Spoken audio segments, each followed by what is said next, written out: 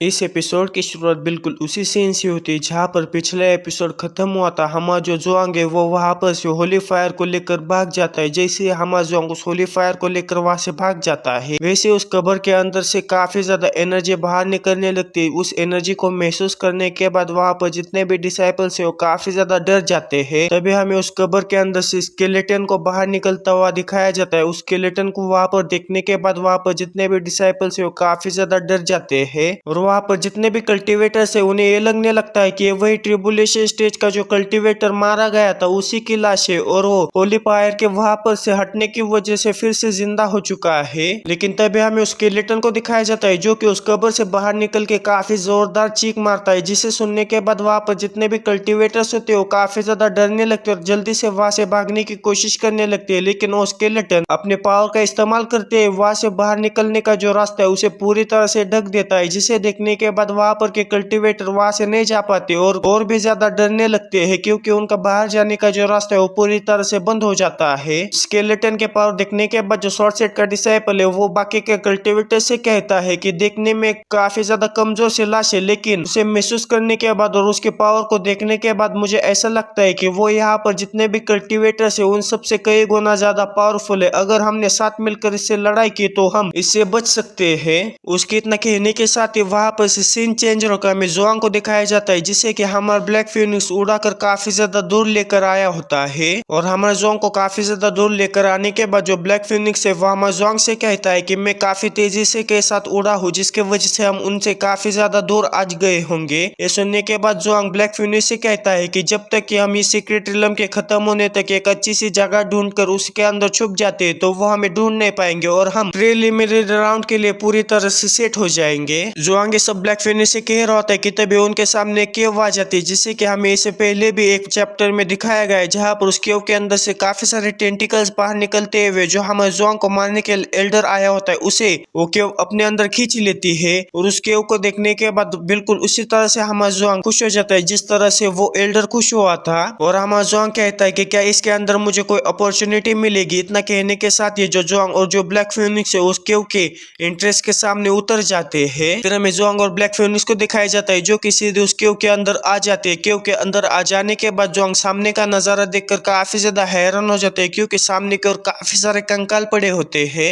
वहां पर इतने सारे कंकालों को देखने के बाद जो ब्लैक फिनिक्स है वो अपने असली रूप में आते हुए कहता है कि मुझे यहाँ पर कुछ ठीक नहीं लग रहा है। फिर हमें जुआंग और ब्लैक फिनिक्स को दिखाया जाता है जो कि और भी ज्यादा उस केव के अंदर जाने लगते हैं। जाते वक्त उन्हें रास्ते में कई सारे कंकाल दिखते हैं, लेकिन जब वो उस केव के आखिरी छोर पर पहुंच जाते हैं तो वहां पर हमें एक कंकाल को दिखाया जाता है जो कि एक कुर्सी के ऊपर बैठा होता है, जिसे देखने के बाद वो लोग काफी ज्यादा हैरान हो जाते हैं। और साथ ही में हमें दिखाया जाता है कि उस कंकाल के बॉडी के अंदर से एक बॉल जैसी चीज बाहर निकल के आई होती है, लेकिन उस सिंहासन के ऊपर बैठे हुए उस कंकाल के कपड़े को देखने के बाद हमारे जुआंग को यह अंदाजा लग जाता है कि शिरीन के अंदर जिस कल्टीवेटर की सोल हमारे जुआंग को मिली होती है या फिर दिखी होती है उसी कल्टीवेटर की असली बॉडी है। ये सुनने के बाद ब्लैक फिनिक्स हमारे जुआंग से कहता है कि उस ट्रिबुलेशन स्टेज वाले कल्टीवेटर की अगर ये असली बॉडी है तो आखिर उस मेन हॉल के कब्र के अंदर क्या था, क्या वो खाली कब्र थी। फिर जो जुआंग है वो ब्लैक फिनिक्स से कहता है कि लेकिन आखिर इस बॉडी के साथ क्या हो रहा है। ये सुनने के बाद ब्लैक फिनिक्स जुआंग से कहता है कि जरा रुको और ध्यान से उस तरफ देखो। ब्लैक फिनिक्स की ये बात सुनने के बाद जब जुआंग ध्यान से उस बॉल की तरफ देखता है तो काफी ज्यादा हैरान हो जाता है क्योंकि उस बॉल के अंदर किसी का होने का परछाई उसे दिख रही होती है। लेकिन उस बॉल के अंदर के उस चीज को देखने के बाद हमारा जो ब्लैक फिनिक्स है और भी ज्यादा डर जाता है और कहता है कि मुझे नहीं लगता कि वो कोई इंसान है, मुझे इस बात से काफी ज्यादा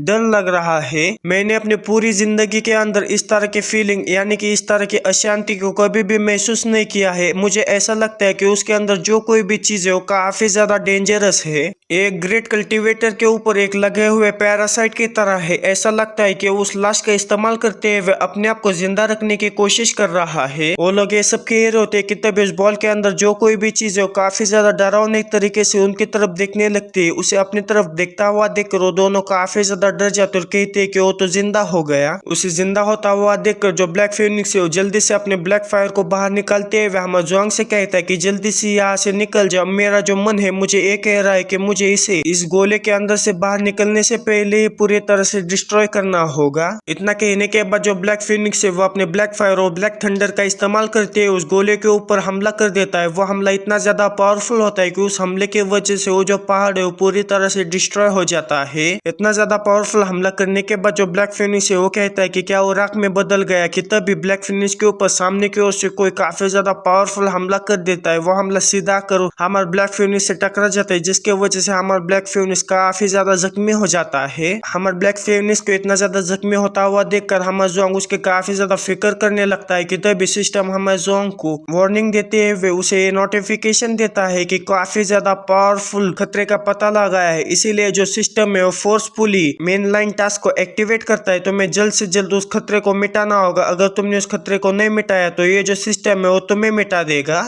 सिस्टम को मेनलाइन टास्क देता हुआ देखकर जो जुआंग है वो काफी ज्यादा हैरान हो जाता है और कहता है कि क्या सिस्टम इस तरह के भी टास्क दे सकता है। जुआंग सब कह रहा होता है कि तभी सामने की ओर से धुएं से कोई बाहर निकलने लगता है और निकलते हुए हमारे ब्लैक फिनिक्स की तरफ देखते हुए कहता है कि क्या वो अभी तक मरा नहीं है। सच में वो काफी ज्यादा लकी है और मैंने कभी भी एक्सपेक्ट नहीं किया था कि इस बार इस केव में आने वाले पर्सन तुम होगे। काफी ज्यादा समय हो गया तुम्हें देखे हुए। इतना कहने के साथ ही हमें उस पर्सन को दिखाया जाता है जो कि काफी ज्यादा डेविलिश लग रहा होता है। उसे देखने के बाद अमेज़न कहता है कि आखिर तुम कौन हो, क्या हम इससे पहले भी मिल चुके हैं। ये सुनने के बाद वो डेमन अमेज़न से कहता है कि क्या तुम मुझे इतनी जल्दी भूल गई, अभी तो सिर्फ 2 ही महीने हुए थे, लेकिन मैं इसे समझ सकता हूँ। 2 महीने पहले जब तुम लड़ाई कर रहे थे तब तुम्हारी पावर के वजह से 2 रिलम्स के बीच में जो बैरियर होता है वो टूट जाता है, जिसके वजह से मैं दूसरे रिलम से इस रिलम के अंदर आ जाता हूँ और जैसे मैं इस रिलम के अंदर आ जाता हूँ वैसे ही मेरे ही दूसरे बॉडी पार्ट के साथ मैं काफी अच्छी तरह से मर्ज हो जाता हूँ। डीमन की ये सारी बातें अमेज़न के सर के ऊपर से जा रही होती है,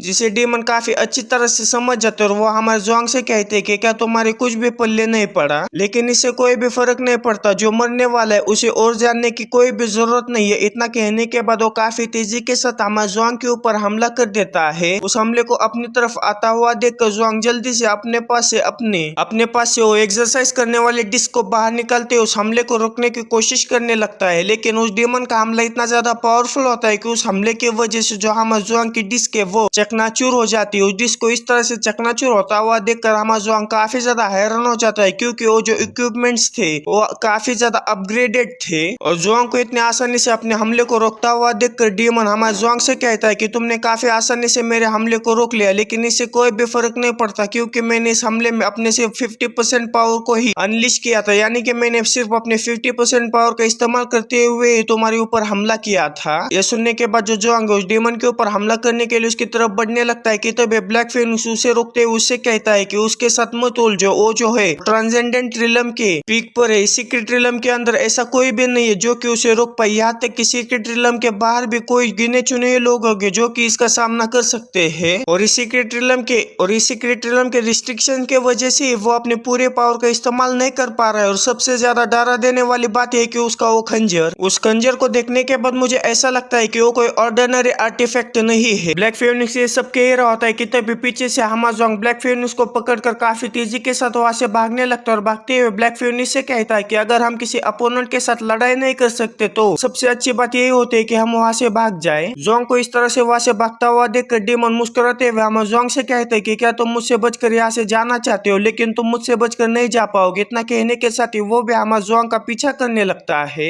फिर वहां से सीन चेंज रखो में उसे खोपड़े वाले पहाड़ का सीन दिखाया जाता है, जिसके के ऊपर वही मिस्टीरियस सी लड़की बैठी होती है और अपने मन में कह रहे होते हैं कि टॉम के अंदर काफी सारे सीक्रेट दरवाजे हैं, जिसके वजह से मैं उस जोन सीशन को नहीं ढूंढ पा रही हूँ। इससे अच्छा है कि मैं यहीं पर ही बैठ कर उसका इंतजार करूँ। वो ये सब सोच ही होते हैं कि तभी उसे किसी और जगह पर से काफी ज्यादा किलिंग इंटेंट महसूस होने लगता है। उस किलिंग इंटेंट को महसूस करने के बाद वो भी काफी ज्यादा हैरान हो जाती है। उस किलिंग इंटेंट को महसूस करने के बाद वो लड़की काफी तेजी के साथ उसी डायरेक्शन में जाने लगती है जिस डायरेक्शन से उसे किलिंग इंटेंट महसूस हुआ था। कुछ और सामने की तरफ बढ़ने के बाद वो लड़की सामने की तरफ देखकर काफी ज्यादा हैरान हो जाती है, क्योंकि सामने की ओर से हमाजोंग काफी तेजी के साथ आगे बढ़ रहा होता है, लेकिन उस लड़की को ये नहीं पता होता है कि वो हमाजोंग होता है। जैसे वो दोनों एक दूसरे को क्रॉस करते हैं, वैसे वो दोनों को ये महसूस हो जाता है कि वो एक दूसरे को पहचानते, इसीलिए वो लड़की जल्दी से पीछे मुड़ते हुए हमाजोंग से कहती कि जोंग सीशन, आखिर मैंने तुम्हें ढूंढ ही लिया। उस लड़की को वहां पर देखने के बाद हमाजोंग चिल्लाते उससे कहता है कि आखिर तुम यहाँ पर क्या कर रहे हो, जल्दी से वहां से भाग जाओ, तुम्हारे पीछे काफी बड़ा खतरा है। जोंग ये सब उस लड़की से कह रहा होता है कि तभी उस लड़की के पीछे वो बड़ा सा डीमन आ जाता है, जो कि वहां पर आ जाने के बाद काफी तेजी के साथ उस लड़की के ऊपर हमला कर देता है। वो हमला इतना ज्यादा पावरफुल होता है कि उस हमले की वजह से वो लड़की काफी ज्यादा घायल हो जाती है। उस लड़की को घायल होता हुआ देखकर जोंग जल्दी से वहीं पर ही रुककर पीछे मुड़ते हुए सीधा उस डीमन के ऊपर हमला कर देता है। वो हमला इतना ज्यादा पावरफुल होता है कि उस हमले के इम्पैक्ट की वजह से आसपास के जितने भी पहाड़ है वो भी डिस्ट्रॉय हो जाते हैं। लेकिन वो हमला करने की वजह से हमारा जोंग भी काफी ज्यादा इंजर्ड हो जाता है, यानी कि उस हमले की वजह से हमारा जोंग के हाथों से भी खून बाहर निकलने लगता है। लेकिन इतने ज्यादा पावरफुल हमला करने के बावजूद उस डीमन को घंटा भी फर्क नहीं पड़ता, बल्कि वो सही सलामत हमारा जोंग की तरफ बढ़ते हुए उससे कहता है कि तुम्हारा जो फिजिकल बॉडी है सच में काफी ज्यादा पावरफुल है।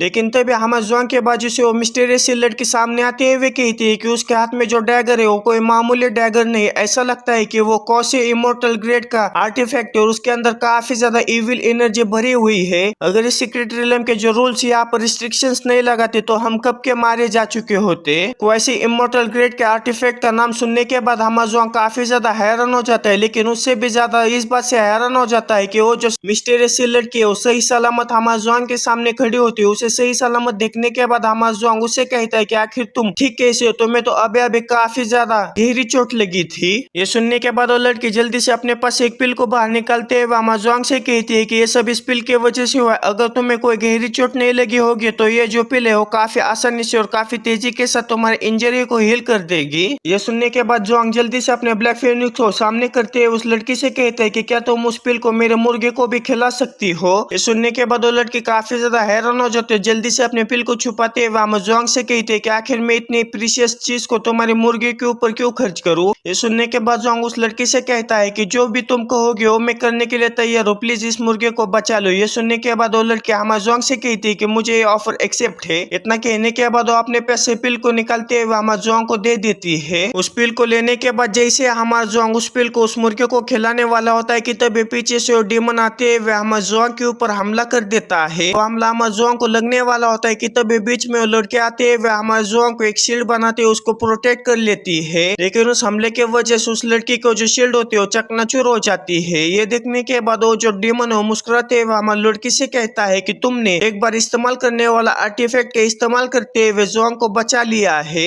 यह सुनने के बाद वो लड़की उस डीमन से कहती है कि जब तुमने मेरे ऊपर हमला किया था तब तुमने मेरे ऊपर छुपकर हमला किया था, जिसके वजह से मैं वहां पर काफी ज्यादा लापरवाह हुई थी, लेकिन इस बार मैं तुम्हें नहीं छोड़ूंगी। इतना कहने के बाद वो लड़की अपने आजू बाजू कई सारे फॉर्मेशन को एक्टिवेट कर लेती है। उसे इतने सारे फॉर्मेशन को एक्टिवेट करता हुआ देखकर वो डीमन भी काफी ज्यादा हैरान हो जाता है कि तभी वो लड़की उस फॉर्मेशन का इस्तेमाल करती है उस डीमन के ऊपर हमला कर देती है। वो हमला काफी ज्यादा पावरफुल होता है, लेकिन जैसे कि हमें पता है कि उस हमले से उस डीमन को घंटा भी फर्क नहीं पड़ता।